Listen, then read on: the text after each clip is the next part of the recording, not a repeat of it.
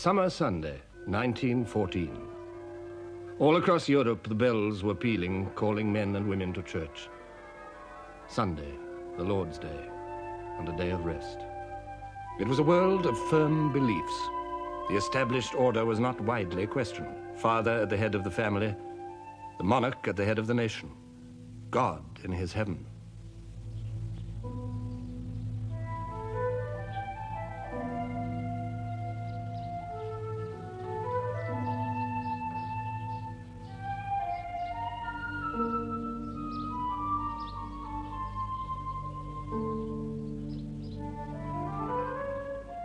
Sunday after church was a day of quiet pleasures. Little Donny daydream kind of Idaho, so now you know.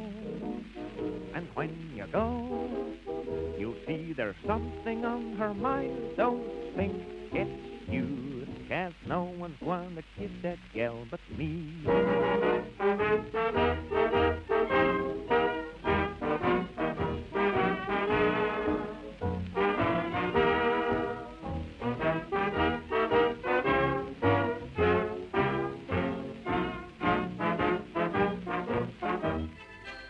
In the Bois de Boulogne, the Tiergarten or Rotten Row, the aristocracy displayed themselves. Carriages, servants, dazzling clothes.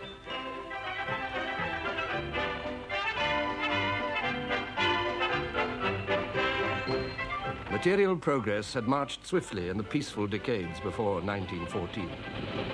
It was a world of novelties, clashing with established ways.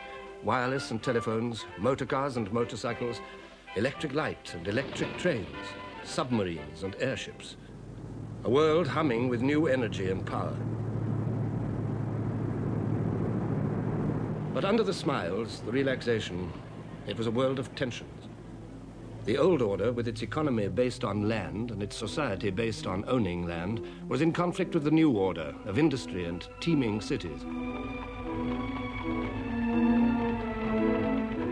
Industry had uprooted populations, expanded them beyond belief, tempted them, enriched them, and impoverished them.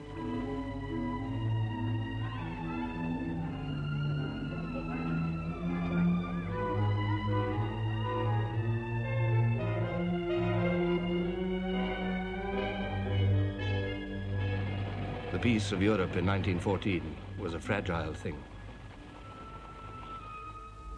On the idle hill of summer, sleepy with the sound of streams, far I hear the steady drummer, drumming like a noise in dreams.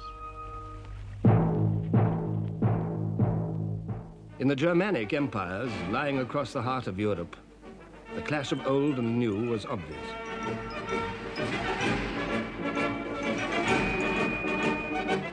Under the leadership of Prussia, under Bismarck, the Iron Chancellor, Germany had emerged as a nation and as a world power. In 1871, her 39 separate states, after centuries of discord, had united at last. The kings of Saxony and Bavaria, the princes, dukes and electors, Brunswick, Baden, Hanover, Mecklenburg, Württemberg, Oldenburg, all paid allegiance to the King of Prussia, the Kaiser. This unity fulfilled a deep wish in German hearts. It gave them a sense of destiny. Even the leadership of Prussia was better than insignificance. And with unity had come an extraordinary upsurge of energy and expansion.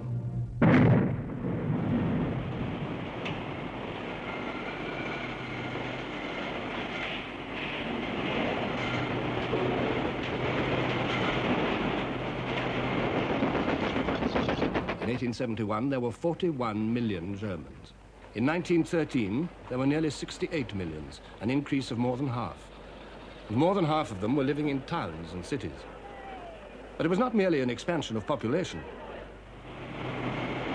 The foundations of economic strength at the turn of the century were steel and coal. Germany had made great strides with both. Steel production multiplied by 12 in 30 years. Coal production multiplied by nearly 5 in 30 years. Manufactures multiplied by 4. Exports multiplied by 3. Exports of chemicals multiplied by 3. Exports of machinery multiplied by 5. In 30 years, Germany's share in world trade had risen by a third. Now, in 1914, Germany was, after America, the most powerful industrial nation in the world.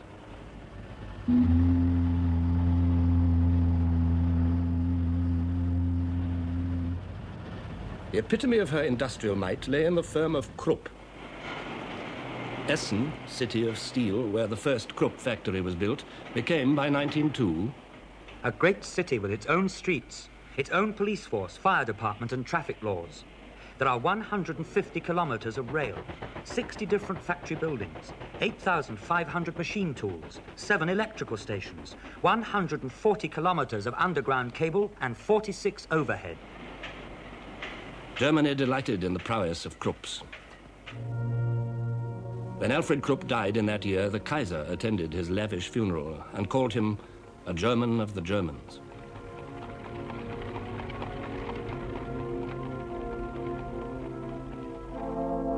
In 1914, the firm employed 80,000 workers. They lived in Krupp houses, their babies were delivered by Krupp doctors, their children educated in Krupp schools. They bought at Krupp stores, borrowed books from Krupp libraries, married in the Krupp church, and were buried in the Krupp cemetery. Under Bismarck, Germany had come closer than any other state to modern conceptions of social welfare. German workers enjoyed sickness, accident, and maternity benefits, canteens and changing rooms, and a national pension scheme, before these were even thought of in more liberal countries. Yet the life of the workers was hard. The steel mills operated a 12-hour day and an 80-hour week. Neither rest days nor holidays were guaranteed. In Germany, as in every industrial state, there was poverty and protest. By 1912, the Socialist Party was the strongest party in the Reichstag, the German parliament. But the Reichstag did not rule Germany.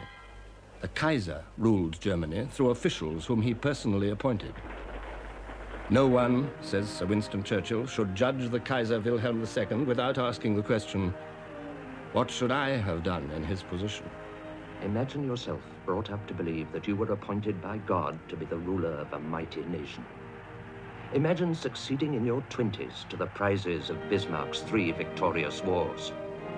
Imagine feeling the magnificent German race bounding beneath you in ever-swelling numbers, strength, wealth, and ambition.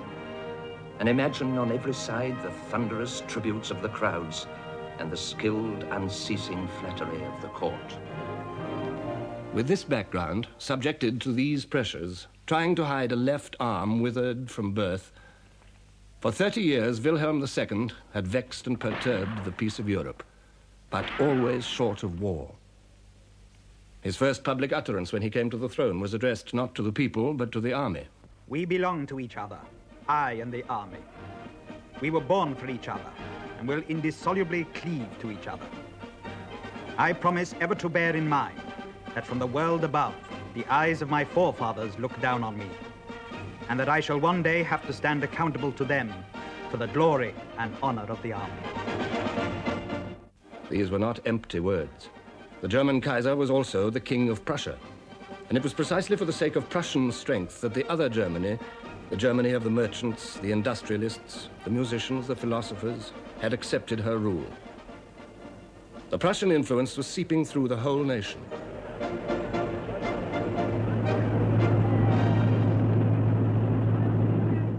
It was above all a military influence, well described by one of its advocates, General von Hindenburg.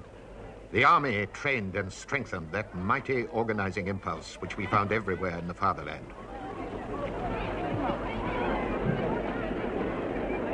The conviction that the subordination of the individual to the good of the community was not only a necessity but a positive blessing had gripped the mind of the German army and through it that of the nation.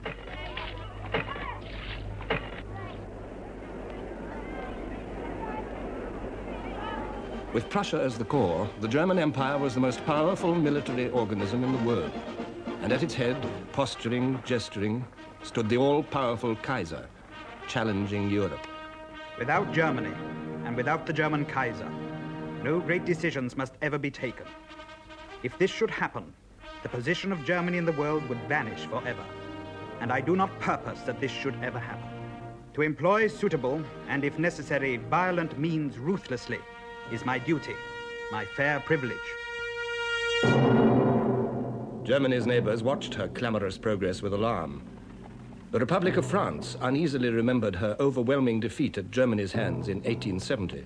Then the rich lands of Alsace and Lorraine had been torn from her. Patriotic Frenchmen bitterly resented the loss, and the bitterness was passed on to new generations. Think that the motherland is your second mother, that she weeps and suffers over the children they have torn from her bosom. France had her iron, her coal, her industry, but the French were, above all, tillers of the soil.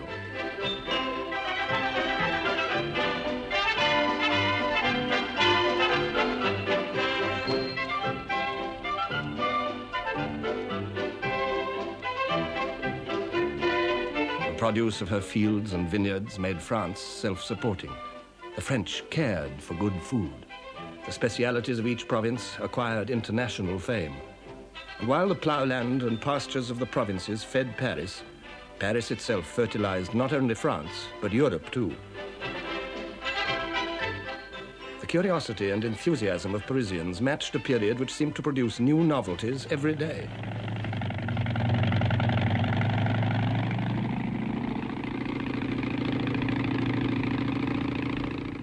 Louis Blériot was the first man to fly the Channel. I began my flight steady and sure. I have no apprehension, no sensations, nothing. I am making at least 42 miles an hour, traveling at a height of 250 feet. Below me is the sea. There is nothing to be seen, neither France nor England. I am alone. For 10 minutes I am lost, and then I see the cliffs of Dover.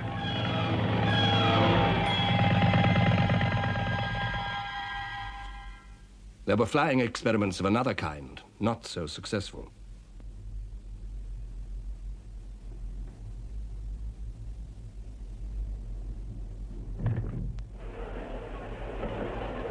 Cranks or pioneers, the French greeted them all expectantly. A moving pavement was displayed at the exhibition of 1900. Looking down from it, Paris was truly sovereign of cities, seemliest in sight. The wide, bustling boulevards, the cafes, the Louvre, storehouse of Europe's treasures, the imprisoned sunshine of the Impressionists, the acting of Sarah Bernard, the Moulin Rouge, and the legs of Miss Tinguette, dinner at Maxime's. Picasso and Matisse were painting. In her quiet laboratory, Madame Curie was discovering radium. Paris was the Mecca of the West. But Paris is not France. The glamour of Paris did not reflect the deepest truths about the French. It encouraged their optimism, but it concealed unrest and violent agitation among the industrial classes, who felt left out of a rising tide of prosperity. It concealed the backwardness of French industry in a world where this counted more and more. It concealed a declining birth rate in a world which paraded its millions. It concealed the canker at the heart of French politics, memory of the defeat of 1870, and fear of the rising might of Germany. Because of this memory and this fear, the army played a special part in the life of France. Shattered in 1870, it had made a remarkable recovery. It became a national army based on universal conscription. It schooled itself in colonial wars, but its eyes were fixed on the German frontier. In 1914, there was a socialist government. Anti-militarism, pacifism, and internationalism were being proclaimed with swelling voices. The delegates of the workers' organizations judge that wage earners obliged to go to war have this alternative only: either to take up weapons in order to menace other wage earners, or to take up battle against the common foe, capitalism. Anti-militarist and anti-patriotic propaganda must become ever more intense and audacious.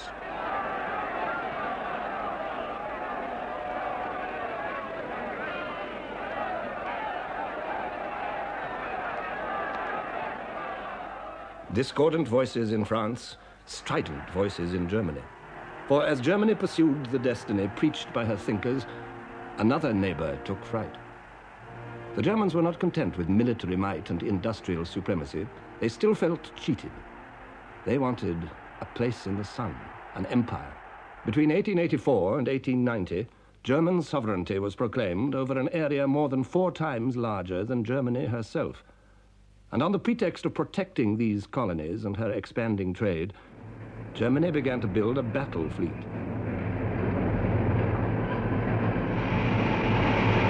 This was a threat that any British newspaper reader could understand. The sea served Britain in the office of a wall or as a moat defensive to a house against the envy of less happier lands. Now envy was reaching across the sea. Winston Churchill spoke for all Britain when he said, "Our naval power involved British existence. If our naval supremacy were to be impaired, the whole fortunes of our race and empire would perish and be swept utterly away." Britain awoke to the truths of the 20th century. Reality jarred against the romantic image of merry England. Yet the image lived on, reinforced by the royal family in its role of country squire.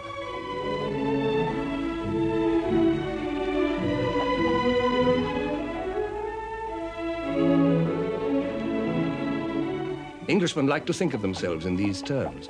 They attached magical virtues to walking over fields.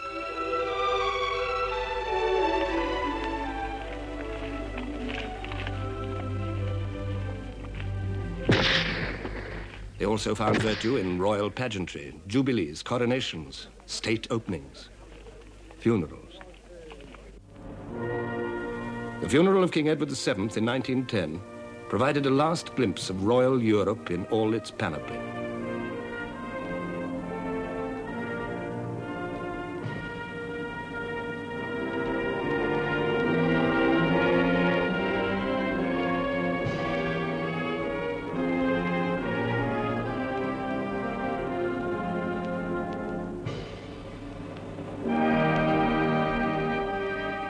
Nine kings followed Edward's coffin through the streets of London. King George V, his successor, the Kaiser, his nephew, the King of Belgium, the King of Spain, the kings of Portugal, Denmark, Bulgaria, Norway, and Greece. The watching, awe-struck crowds were reminded that Britain was the center of an empire on which the sun never set. The most glittering jewel of all was India. The great Durbar at Delhi in 1911 seemed to set the seal on British rule. Wearing their purple coronation robes and preceded by attendants carrying peacock fans, yak tails, and golden maces, their majesties took their thrones and faced the tens of thousands of their subjects. King George V wrote in his diary, "The most beautiful and wonderful sight I ever saw. I wore a new crown for India, which cost £60,000. The amphitheater contained about 12,000 people and about 18,000 troops.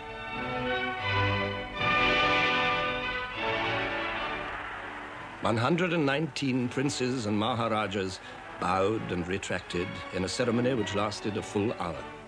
The Delhi Durbar affirmed the bond between the King-Emperor and more than 300 million Indian subjects. Africans, too, were subjects of the British crown.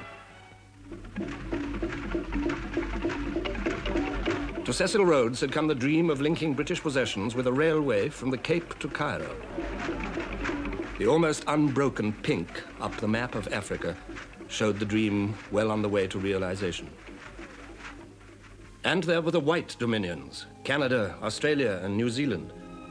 These were the lands where men of British stock had driven down new routes, creating British populations in far distant places, half as numerous as the Britons who stayed at home.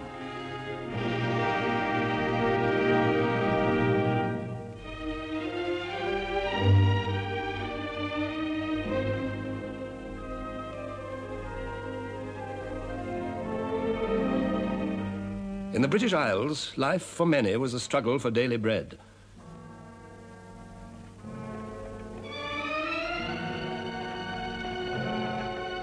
The national wealth of the country in 1914 has been computed at £14,300 million.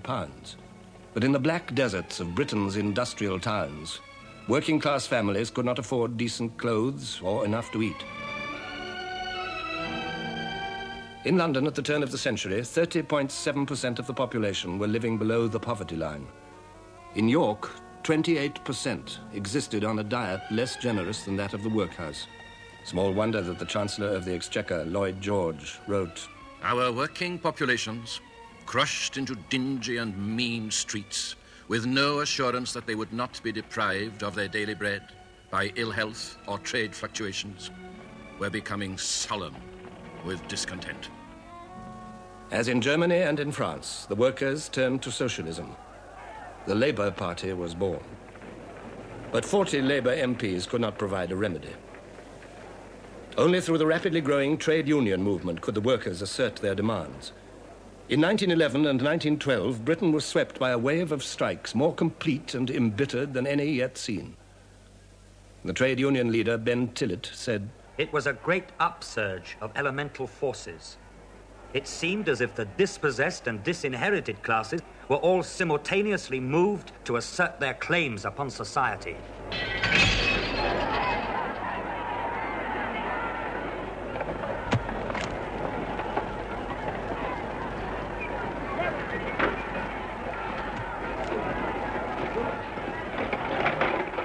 The ruling classes reacted with furious incomprehension. In Liverpool, troops were brought in to fire over the heads of the crowds. A man told Sir Austin Chamberlain, "I think the situation's so serious that I went this morning to a wholesale armourer's to buy 5 revolvers. The shopman said, 'We had 100 yesterday. We had 50 when we opened this morning. We have not one left now.'" This was England, facing a class struggle such as she had not seen for over half a century. Facing also the dispossessed who had nothing to do with class. The women. The old fight for women's rights received a new impetus from the militant suffragette movement. Nothing was safe from their attacks. Churches were burned, public buildings and private residences destroyed. Bombs were exploded. The police and individuals assaulted, meetings broken up. At Epsom, on Derby Day, a suffragette waited to throw herself under the King's horse. She died of her injuries. Workers and women. There were others, too, whose discontents were coming to a head.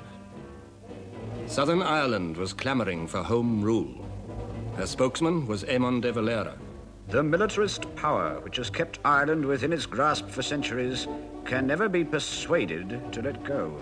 If liberty is not entire, it is not liberty." The Irish struggle brought Britain to the very edge of civil war. Poverty and envy, riches and arrogance, ambition and frustration, doubt and demand. These were the tensions of every industrial state. And to them were added the tensions between states themselves. In Britain, alarm grew with the growth of the German fleet just across the water. Public opinion, disunited on almost everything else, was united on the need for battleships. Each launching, whether in Barrow or in Bremen, drove Britain and Germany further and further apart. Even men as sympathetic towards Germany as Lord Haldane could say, "Peace was to be preserved, but preserved on what terms? On the terms that the German was so strong by land and sea that he could swagger down the high street of the world, making his will prevail at every turn?" In 1908, Lloyd George met the German ambassador. I explained to him that the real ground for the growing antagonism in this country towards Germany was not jealousy of her rapidly expanding commerce, but fear of her growing navy. But the Kaiser did not care. "I do not wish for a good understanding with England at the expense of the extension of the German fleet." So Germany's naval dreams made Britain a potential enemy, just as her military might had kept alive the hostility of France. The two nations were drawn together by Germany's challenge. The Entente Cordiale was forged. By 1914, when King George V paid a state visit to Paris and rode with President Poincaré through cheering crowds, the Entente was 10 years old. In both countries, men welcomed the end of centuries of rivalry. It seemed a good omen for peace. But the security offered by the Entente Cordiale was delusive. For France had another ally, on the other side of Europe, Russia. Britain, in turn, made an agreement with her. Thus, Germany found herself faced with what her statesmen had always most dreaded, encirclement, potential enemies in the west and in the east.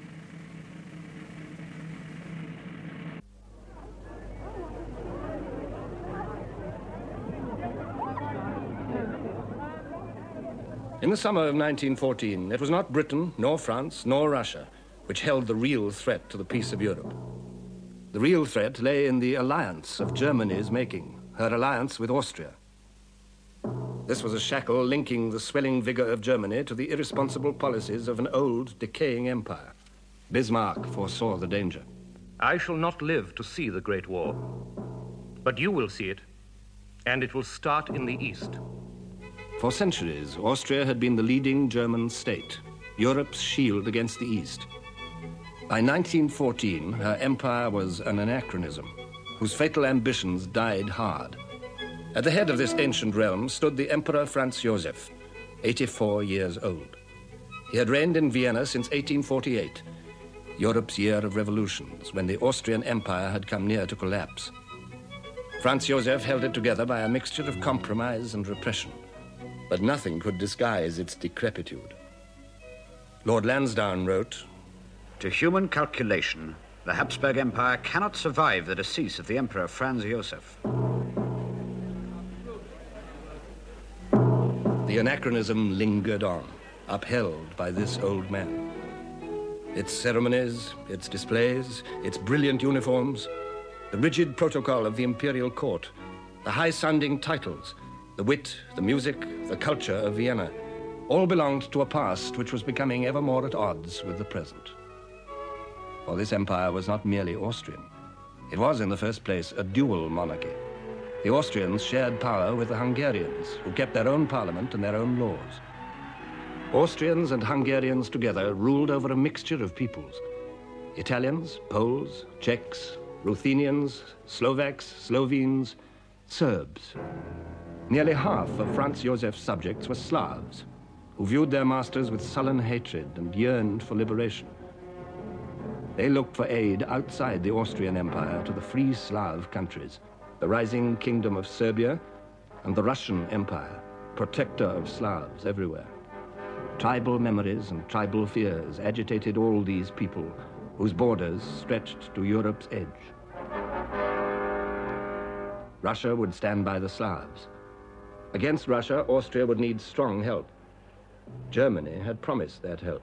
Whatever comes from the Vienna Foreign Office is a command from me. Yet there were those in Germany who felt misgivings. In 1914, the German ambassador in Vienna said, "I constantly wonder whether it really pays to bind ourselves too tightly to this phantasm of a state that is cracking in all directions." But the Austro-German alliance was a fact, leading to inescapable conclusions. In 1914, the Kaiser noted, "As a soldier, I have no doubt, on the basis of information reaching me, that Russia is systematically preparing for war against us. And I frame my policy on that assumption."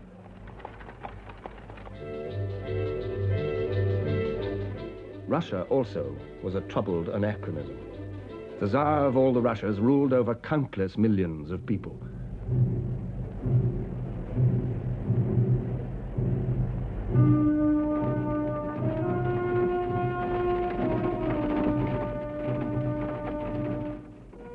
More than 130 millions of them had been counted in the census of 1897. How many more were contained in the deep hinterlands of the Russian Empire, none could say. This was the largest state in the world, a sprawling giant. Communications across it were primitive and difficult. During the thaw, almost impossible. A British diplomat wrote, "No one can have the slightest idea what the country tracks in Russia are like during the spring and winter. It took me 16 days to traverse 80 miles. Over these limitless distances, the Romanov dynasty, in the person of Nicholas II, emperor and autocrat, ruled absolutely. In 1895, answering a demand for more representative government, the Tsar said, "Let all know that in devoting all my strength to the people's well-being, I shall preserve the principle of autocracy as firmly and as undeviatingly as did my father."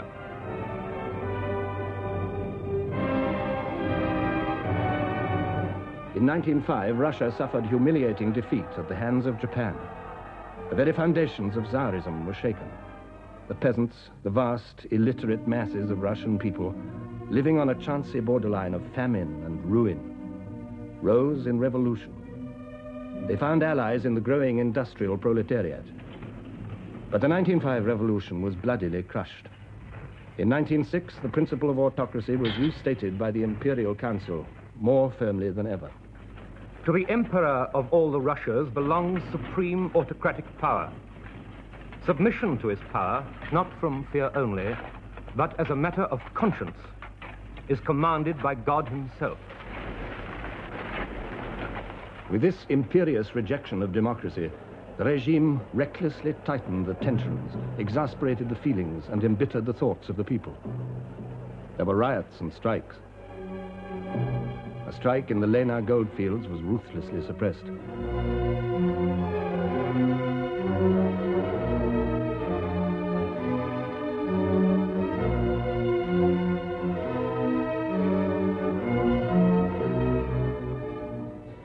The Tsar and his court consumed their time with simple pleasures, heedless of the Russian people.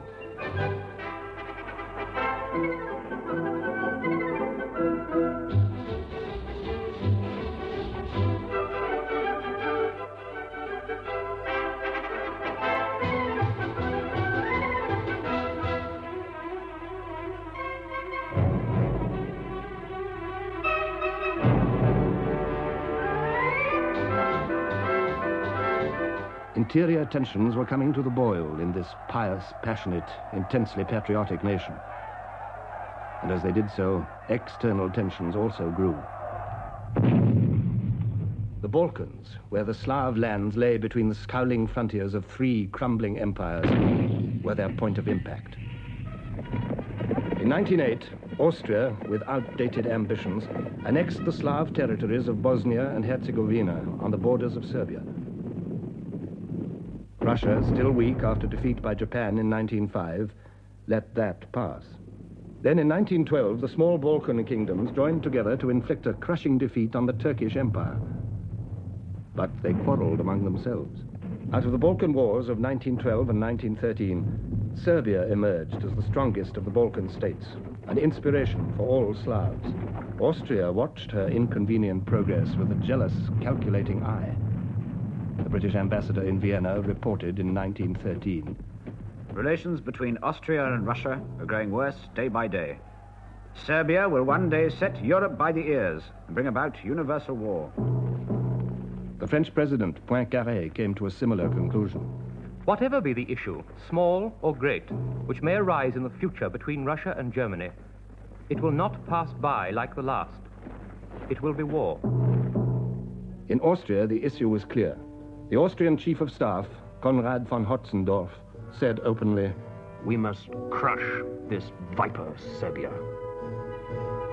By 1914, Europeans had learned to live with fear, and fear is the midwife of war. On Sunday, June the 28th, Europe entered upon her final, fatal crisis. The Archduke Franz Ferdinand, heir to the Austrian throne, and his wife were visiting Sarajevo, capital of the recently annexed province of Bosnia. From Serbia, just across the border, a group of Slav terrorists had also come to Sarajevo, pledged to kill Franz Ferdinand. As the Archduke and his wife took their departure, one of these terrorists, a Slav schoolboy called Gavrilo Princip, fired 2 pistol shots. They hit Franz Ferdinand and his wife. A quarter of an hour later, both were dead. The peace of Europe died with them.